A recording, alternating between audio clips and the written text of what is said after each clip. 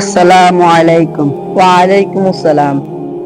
ভাই আমি তো কয়েকদিনের জন্য ঢাকা যাব, এই মোবাইলটা রবিনকে দিয়ে দিন। আচ্ছা ঠিক আছে। এত টাকার ফোন, এই ফোনটা বিক্রি করে তো আমি অনেক টাকা পাবো।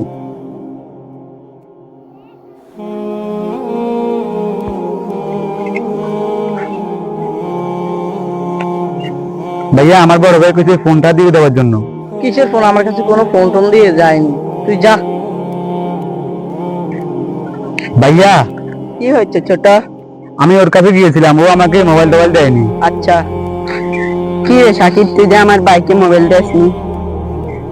আসলে ভাই আমার কিছু টাকার প্রয়োজন ছিল, তাই আমি আপনার ফোনটা বিক্রি করে দিয়েছি। একে একমাত্র বুঝাতে পারবে রবিন হুজুরি। ভাই আমি তো একজনকে আমানত দিয়েছি, সে আমানতটা খেয়ানত করে ফেলছে। আচ্ছা চলো, সে আমার বোকারিকে দেখাও।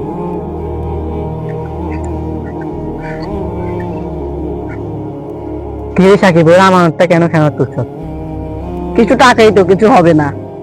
তুমি কি জানো আমানত খেয়ানতকারীকে আল্লাহ পছন্দ করে না? আচ্ছা হুজুর, আমার ভুল হয়ে গিয়েছে, আমি ওর টাকাটা দিয়ে দিব। আচ্ছা ঠিক আছে, চলো।